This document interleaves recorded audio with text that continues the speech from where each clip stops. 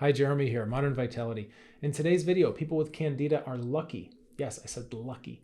I know this is controversial, counterintuitive, maybe even offensive to some people to hear this statement. And I know I resisted this idea at first too when one of my mentors approached me with this subject. But what I can tell you on the other side of that, once I got my head around this and meditated on it, I realized that there's a lot of truth to this. And once we understand that, we can leverage that in terms of long-term healing. So just like anything else in life, your perspective, your mindset, it's going to influence your results. It really will. So if your goal is to get your life back and get feeling better, get your energy back, right? Get your vitality back, then you're going to want to have this stuff dialed in and have a very clean mind around this topic. Let's get started.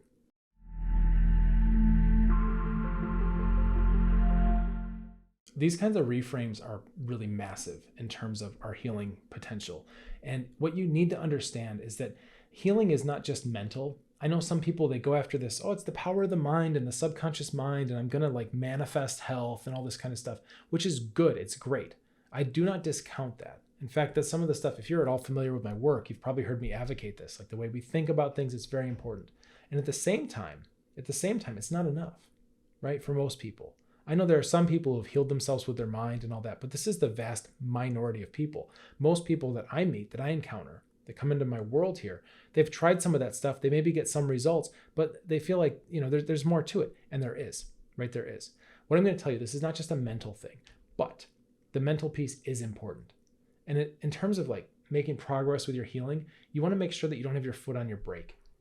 Okay, because we can add all the gas we want, but if our foot's on the brake the whole time, we're not going to go very fast. And sometimes these belief systems act like a foot on the brake, meaning having negative thoughts, negative emotions around resentment and guilt and shame and anger and all. It's natural as a human being to go through this, right? But we want to start to go through those emotions as quickly as we can and process them pretty cleanly so we can show up to heal with an open and curious mind, okay? Because then your foot is off the brake. And the things you're doing can work a little bit better. Same thing, skepticism, right? It's good to have a healthy sense of skepticism. I know I do, right? But you don't want to have skepticism to the point where you're just totally jaded and just you think nothing will work, right? You need to have some optimism underneath as well.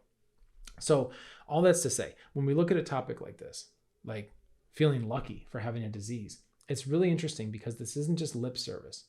Right? In the short term, it doesn't make any sense. And I remember one of my mentors, she was a dear, dear teacher to me. And this was, early 2000s. I had this conversation with one of my teachers. And she said, and she was talking about any kind of chronic complex condition. She said that people with these diseases, they're lucky. They're very lucky. And I immediately was like, you're full of it. I was like, you're just trying to make people feel better, or you're just talking crazy just to stand. I was like, why are you saying this? It doesn't make any sense to me, right? Of course, I was in my early 20s, and I would like to say that my worldview wasn't very evolved yet back then as it could have been, right? So I know I've made strides in the way I think about things too as I've matured, right? But I was kind of younger, and I personally, I wasn't that developed in my early 20s. I was having a hard time with longer term thinking, but conversations like this kind of snapped me out of it. So she said, yeah, people are lucky with these conditions. I said, okay, can you explain that? I don't understand what you're saying. And she broke it down so that even I could understand back then. And she said, well, listen, what's happening now is their system is more sensitive, right? Your body is more sensitive, and little things are having big effects on you. So you may have a condition, a medical disease diagnosis, or even if sometimes they just suspect something, or there's just enough stuff that's kind of not right that makes you think something's going on, right? Whether it's officially diagnosed or not. And you have all these symptoms, and you're very almost hyper reactive to what's going on with the world around you in terms of foods, emotions, situations, environmental things, right? All this stuff can really have a big effect on your system. But what that does, and her point too, is she said people who get these conditions at a young age are the most lucky. And I was like, you're killing me here, right? How does this make sense? And she said, because what that does is it forces you to pay attention to things other people are numb to, right?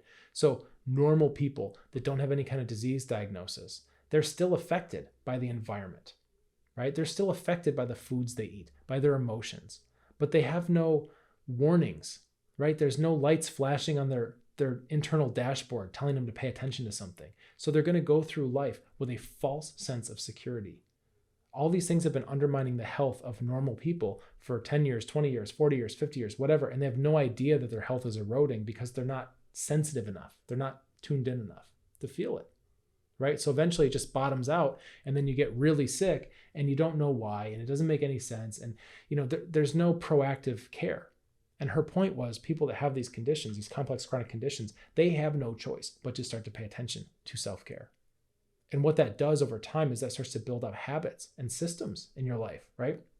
This is one of the things I work with all the people that come through my group, my programs. I'm always building up systems of self-care so that you have these things and you don't have to think about them and reinvent the wheel all the time, right? But when you put those systems into place, now you're setting up a foundation so that, yes, life is going to be trying to hurt us, right? There's going to be weather problems. There's going to be pathogens. There's stuff in the environment, right? There's mold spores everywhere.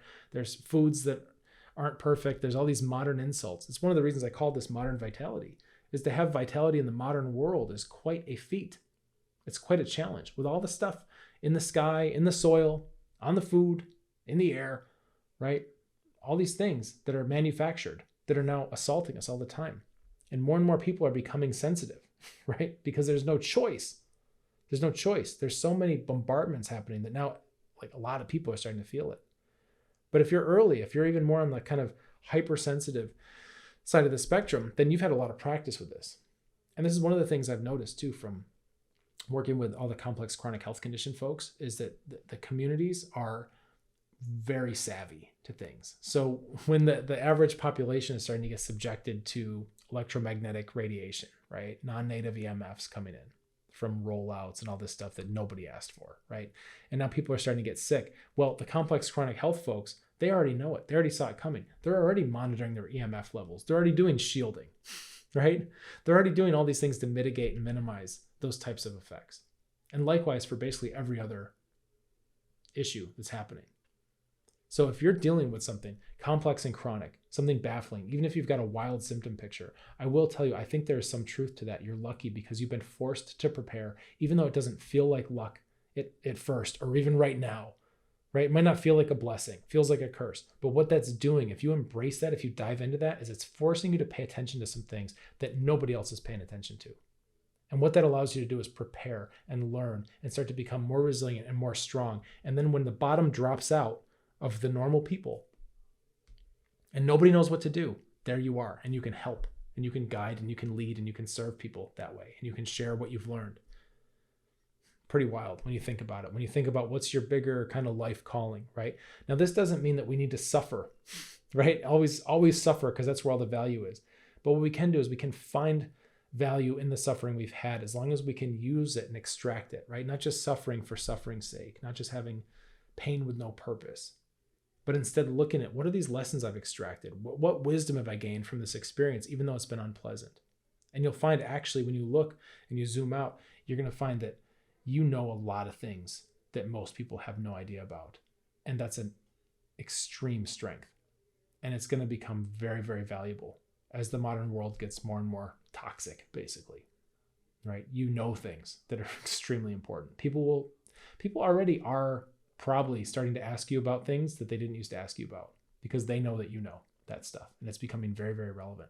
So that's one piece. Now, the other thing that I've noticed, the second piece of why it's lucky, is because once you start to get, just as my teacher said all those years ago, once you start to get forced to pay attention to your body and develop self-care practices and all that, if you can organize your care in the right way, and this is something I've had to develop because even my teacher back then didn't have this laid out so cleanly, right? But if you can learn how to go through the stages of healing, immune system, digestive, neuroadrenal, blood circulation, then after that, we have boosting like mitochondria and hormones and all that kind of stuff, if needed, biohacking, all those things, right? That lives there. It's not your first move. Okay. Start with the immune system. Usually most people do best with that. If you do that, if you follow a process like that, you can go from being sick, right? Oh, I don't feel good. I'm exhausted. I've got weird pains. I've got brain fog. I'm bed bound, all this stuff. You can go from that. Seriously, you can dig your way out of that pit. And when you get to the other side, you don't just stop at normal, right? You dig your way up, and you don't just stop at normal. You actually have momentum, and you keep going.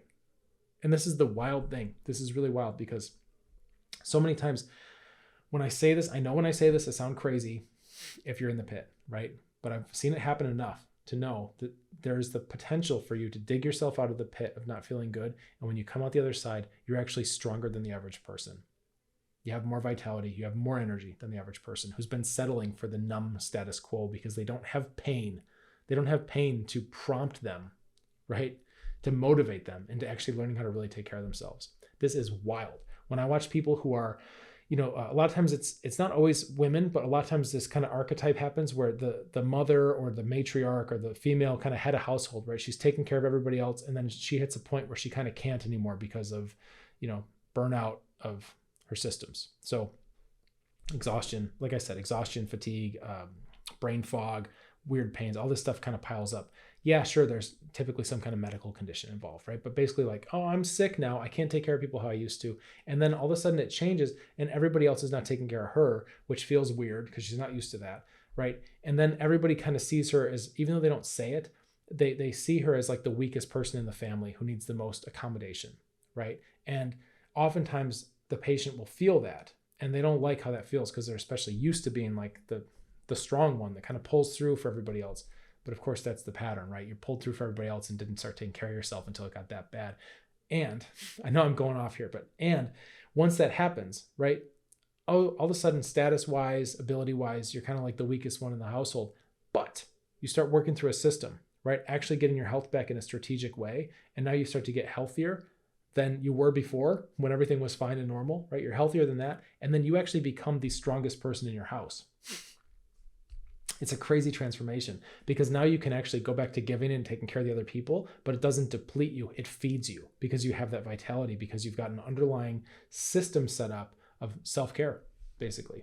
And your software is updated to where you know how to read what your body needs, where we've taken your intuition and we've now trained it.